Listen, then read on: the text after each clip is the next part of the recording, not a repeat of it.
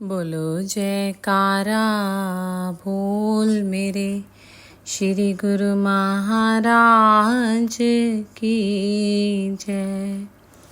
शरणागति। सन 1942 में जब आपने गुरु दीक्षा ली तब आप 8वीं कक्षा में पढ़ते थे। सेवा और भजन अभ्यास करने के साथ साथ आप श्री दर्शन के लिए प्रथम वर्ष में 1 बार, पुनः 2 बार और मैट्रिक पास करने के पश्चात हर पर्व पर श्री आनंदपुर में आने लगे।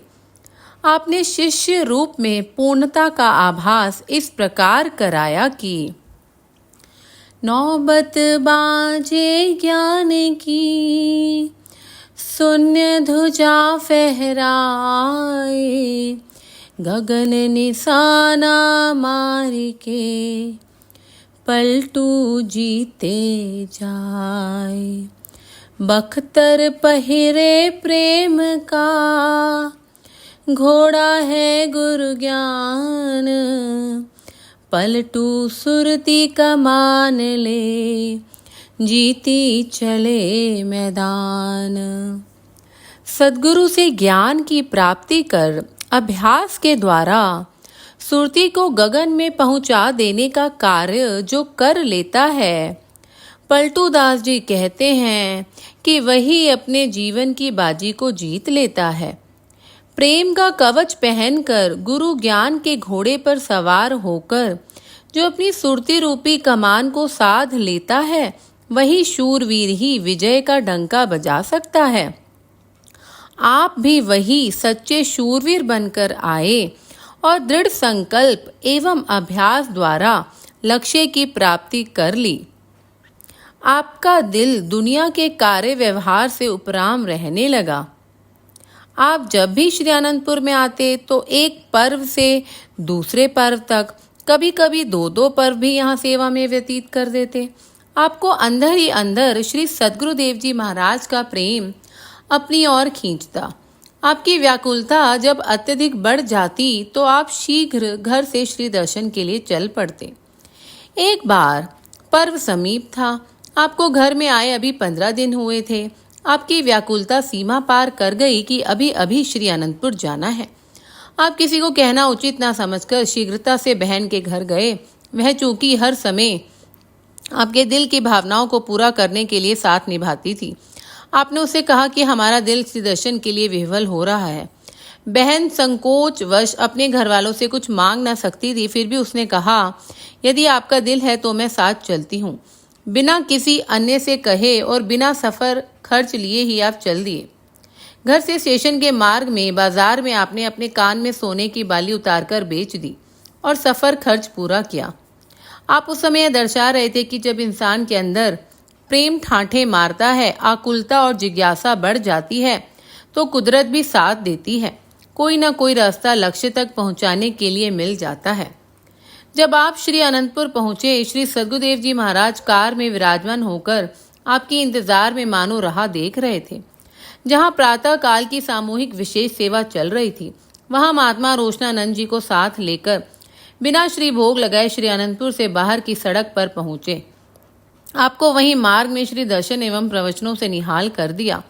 महात्मा रोशनानंद जी को कहा, महात्मा जी, इनका दिल अब घर में नहीं लगता, अभी कुछ समय पश्चात ही स्थायी रखेंगे। हमें भी समय का इंतजार करना है और इन्हें भी करना पड़ेगा। घर इनका अपना है, यहीं रहेंगे। आपकी अविरल अश्रुधारा देख श्री प्रभु जी ने ढांढस बंधाया। महात्मा जी ने अपनी बुद्धि अनुसार कहा, श्री गुरु महाराज जी सबको अपना बनाते हैं, कोई बने तो सही। वे यह नहीं जानते थे कि श्री सद्गुरुदेव जी महाराज का संकेत किस ओर है।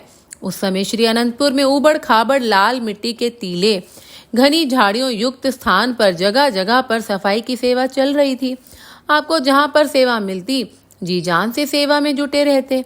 श्री सद्गुरुदेव जी महाराज की प्रसन्नता ही आपका जीवन थी। सदा आपको देखकर वे प्रसन्न हों, बस यही चाह थी। श्री सद्गुरुदेव जी महाराज श्री तृतीय पातशाही जी दिन रात सेवा करवाने में संलग्न रहते थे। श्री अनंतपुर की धरती को आबाद करना एवं संस्कारी गुरुमुखों के दिल को रूहानी धन से मालामाल करना, यही सर्वोत्तम कार्य था। श्री सद्गुरुदेव जी श्री चतुर्थ पातशाही जी साधु वेश में व अन्य महात्मा जन एवं भक्त जन सब सेवा भक्ति में जुटे हुए यही कहते कि न जाने हमारे कितने जन्मों की पुकार ने श्री अनंतपुर दरबार की पुण्य भूमि की सेवा का सौभाग्य दिलाया है। पूर्ण सद्गुरु मिले, हृदय आनंद के कमल खिले। श्री गुरु महाराज जी चुनी हुई संस्कारी रूहों को यहाँ बुला रहे हैं, अपने संग मिला रहे हैं, अर्थात आत्मा का परमात्मा से मिलन हो रहा है। श्री सद्गुरुदेव जी महाराज भी मौजवश कभी कभी सब गुरुमुखों को फरमाते, लाल रंग की मिट्टी सब लाल ही लाल। त्रेता में एक ही हनुमान था, अब यहाँ सब हनुमान ही हनुमान बन गए। आपकी श्री पंचम पातशाही जी की ओर मुस्कुराते हुए निहारते और फरमाते कि राम भी इनके साथ हैं। उस समय सब गुरुमुख जन श्री सद्गुरुदेव महाराज जी श्री तृतीय पातशाही जी को श्री राम भगवान हमारे साथ हैं यह अनुभव कर खुशी में झूमते। आप श्री आज्ञा अनुसार श्री अनंतपुर की सेवा करके घर लौट आते। आपने एक बार श्री व्यास पूजा के पर्व पर भक्त दुर्गादास जी को श्री अनंतपुर जाने की अभिलाषा व्यक्त की। उस समय पंजाब मेलगाड़ी बीना स्टेशन तक आया करती थी। आपने टिकट रिजर्व करवाने की कोशिश की, परंतु रिजर्वेशन नहीं मिली। जहां निश्चय में दृढ़ता हो वहां ये विघ्न बाधाएं कोई महत्व नहीं रखती। आप सामान्य टिकट लेकर स्टेशन पर पहुंचे और देखा कि गाड़ी के चलने का समय हो गया था। आप लगभग दौड़कर ट्रेन में चढ़े। जल्दबाजी में भक्त दुर्गादास जी आपसे बिछुड़कर किसी अन्य बोगी में चढ़ गए। आप जिस बोगी में चढ़े वह सारा डिब्बा यात्रियों से खचाखच भरा हुआ था। अत्यधिक भीड़ होने के कारण आगे खड़े हुए यात्री आपको चलती ट्रेन से उतारने की चेष्टा करने लगे, लेकिन गाड़ी की रफ्तार चूंकि तेज हो चुकी थी इसलिए वे ऐसा न कर पाए। आप उल्टा मुंह करके सीढ़ियों में ही खड़े रहे। उसी डिब्बे में ही पीछे की ओर कुछ मिलिट्री वाले बैठे हुए थे। इधर आपने श्री प्रभु जी को दिल से याद करते हुए विनय की, प्रभु हमारे दिल में आपका दर्शन पाने की तीव्र उत्कंठा है, क्या आप दर्शन नहीं दोगे? जैसे ही आपने महाप्रभु जी को स्मरण किया, आपने अनुभव किया कि उसी क्षण ही श्री तृतीय पातशाही जी महाराज ने आपको पीछे से आकर पकड़ लिया। मिलिट्री ऑफिसर जो खिड़की में से झांककर बाहर की ओर देख रहा था, उसकी दृष्टि आप पर पड़ी। आपके पीछे एक अद्भुत दिव्य प्रकाश को देखकर वह झटपट उठा और सबको एक और करते हुए आपको बाजू से पकड़कर अंदर डिब्बे में ले आया और सम्मान सहित अपने पास ही सीट पर बिठा लिया। आपसे उसने भक्ति के विषय में जानने की इच्छा प्रकट की। आपने गुरु भक्ति के उच्च उद्देश्य से मानुष जन्म को कृतार्थ करने का पथ दर्शाया। इसके साथ ही श्री अनंतपुर की महिमा सुनाई। आपके दिव्य स्वरूप ने उसको ऐसा प्रभावित किया कि उसने श्री चरणों में विनय कर कहा कि यही महापुरुषों की कृपा का प्रभाव है कि वे आंतरिक ज्ञान बख्श कर हम जैसे अज्ञानी जीवों को सत्मार्ग दर्शाते हैं। किस रूप व किस वेश में आकर अपनी रूहों का कहाँ और कैसे उद्धार करते हैं यह तो वे स्वयं ही जानते हैं। आपने श्री अनंतपुर पहुंचकर श्री दर्शन अमृत रसपान कर आत्म पिपासा को बुझाया। बोलो जयकारा बोल मेरे श्री गुरु महाराज की जय। आप रायपुर में थे। सन 1947 में देश विभाजन हुआ तो बड़े भाई साहब ने आपको कलकत्ता बुला लिया और आपके लिए सालकिया जनरल स्टोर नाम की दुकान खोल दी। इस दुकान के ऊपर एक स्टोर बना हुआ था। आप नित्य प्रति 2-3 घंटे ऊपर चले जाते और भजन अभ्यास में लीन हो जाते। कुछ समय पश्चात आपने अपने बड़े भाई साहब से कहा कि यहाँ हमारा मन नहीं लगता। आपके हृदय में शरणागत होने की लगन लगी हुई थी, किंतु घर में सबसे छोटे होने के कारण सब आपसे अत्यधिक स्नेह रखते थे। वे नहीं चाहते थे कि ऐश्वर्य संपदा छोड़कर आप साधु बन जाएं। उनका यही प्रयत्न था कि आप घर पर रहकर ही भजन भक्ति करें। आप प्रातः घर में भजन अभ्यास करते। आपने सबको कह दिया था कि हमें कभी भी जबरदस्ती उठाने की चेष्टा न करना। जब तक हमारा जी चाहे हमें बैठा रहने दिया करें। एक बार भजन अभ्यास में अधिक समय बीत गया। आपके मुखमंडल पर तेज धूप आ गई। आपने प्रातः से भोजन भी ग्रहण नहीं किया था। आपके प्रति बड़ी बहन का हार्दिक स्नेह होने से उसने आपको भजन अभ्यास से उठा दिया। आपने फरमाया, बहन हमें भजन से उठाकर अच्छा नहीं किया। आज अभी हमारे माथे पर श्री सद्गुरुदेव जी महाराज केसर का तिलक लगा रहे थे। इतना कह आपने फिर से आंखें मूंद ली। ध्यान अवस्था में ही आप विनय करने लगे कि भगवान मेरी परीक्षा न लो, प्रतीक्षा को समाप्त कर शीघ्र अपने चरणों की सेवा में स्थायी निवास दो। पहले भी आप अधिकतम समय श्री आनंदपुर में ही व्यतीत करते थे। वह दिन आ गया जब श्री तृतीय पातशाह जी महाराज ने आपके स्थायी रूप से रहने की विनय स्वीकार कर ली। आपने घर में सबको अपना निर्णय सुना दिया कि हमें श्री आनंदपुर की सेवा ही अपनी पूंजी, निजी जायदाद, निजी घर प्रतीत होता है। हमारा दृढ़ निश्चय एवं दृढ़ संकल्प यही है कि श्री चरणों में स्थायी शरणागति प्राप्त करें। घर के सभी सदस्यों का आपके प्रति अगाध प्रेम था, इसलिए उन्होंने आपकी प्रसन्नता और मौज को ही सर्वोपरि माना। सन 1953 में जब आप वैशाखी के शुभ पर्व पर श्री दर्शन करने के लिए आए तो श्री चरणों में स्थायी शरणागति के लिए विनय की। आपकी अटूट श्रद्धा एवं तीव्र लगन तथा उपयुक्त समय को जानकर श्री सद्गुरुदेव महाराज जी ने विनय स्वीकार कर ली। आपके भाई साहब ने आपके दृढ़ संकल्प को देखकर कार्य व्यवहार को समेटने की विनय कर दी। आप पुनः श्री आज्ञानुसार कलकत्ता गए और शीघ्र ही सब कार्य निपटा लिया। आप 4 जून सन 1953 में पुनः श्री आनंदपुर लौट आए और श्री चरणों में विनय कर सर्वस्व समर्पण कर पूर्णतया शरणागत हो गए।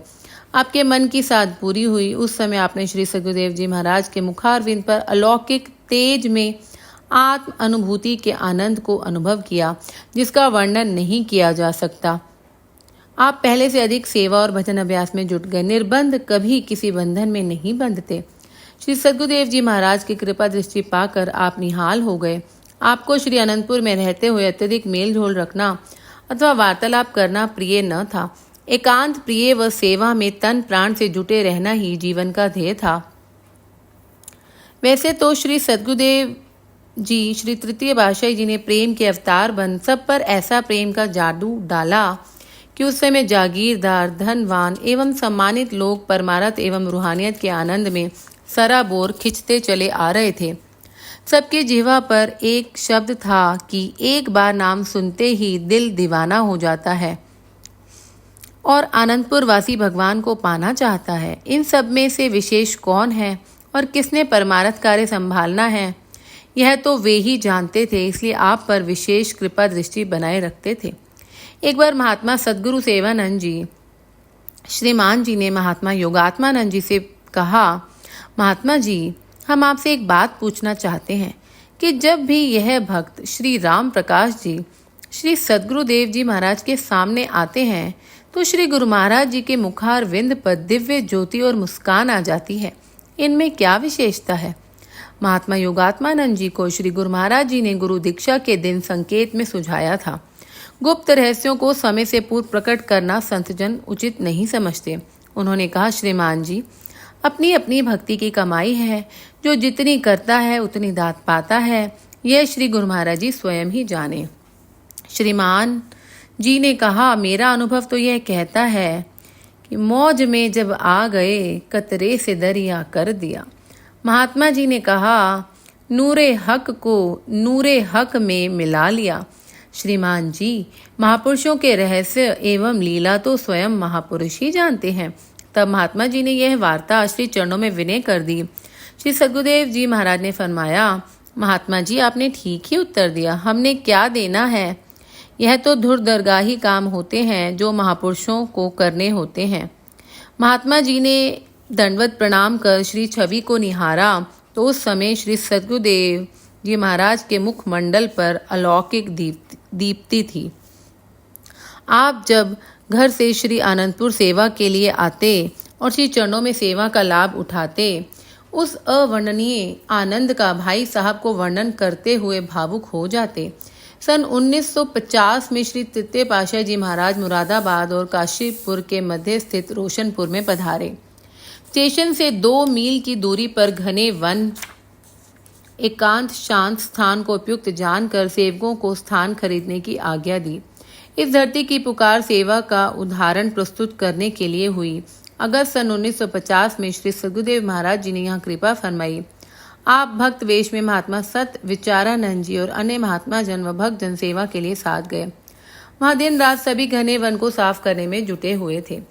कंटीली झाड़ियों की खरोंचों से कई बार रक्त भी बहता, परंतु प्रभु प्रेम में किसी को कुछ भी प्रतीत न होता। एक दिन गर्मी और थकावट के कारण सब महात्मा व भक्तजन विश्राम कर रहे थे। नौकर काम पर लगे थे। अत्यधिक कंटीली झाड़ी को छोड़कर वे आगे बढ़ गए। श्री सद्गुरुदेव जी ने वहां आकर देखा कि कंटीली झाड़ी को छोड़ दिया गया है। श्री वचन हुए, जब तक स्वयं कांटों में हाथ नहीं डालोगे तो औरों से क्या सेवा करवाओगे। श्री वचनों को सुनते ही सब में नव उत्साह भर गया। फिर तो न दिन भर कोई गर्मी लगती, न ही थकान की कोई परवाह होती। महात्मा जनों का कथन है कि उस दिन से उन्होंने कुर्ते पहनने भी छोड़ दिए और सेवा में जुट गए। सामने श्री दर्शन और तन से श्री सेवा का जो आनंद मिला वह वर्णनातीत है। आपने इस श्री वचन को गांठ बांध लिया कि स्वयं कांटों में हाथ नहीं डालोगे तो औरों से क्या सेवा करवाओगे। इस प्रकार आप शरणागति से पूर्व एवं शरणागति के पश्चात श्री आज्ञा व प्रेम में दृढ़ रहे। गुरु सेवा ही गुरु भक्ति है और सद्गुरु प्रसन्नता व कृपा पाने का सर्वोत्तम साधन है। इसी सिद्धांत को अपना ध्येय व जीवन बना लिया। बोलो जयकारा बोल मेरे श्री गुरु महाराज की जय।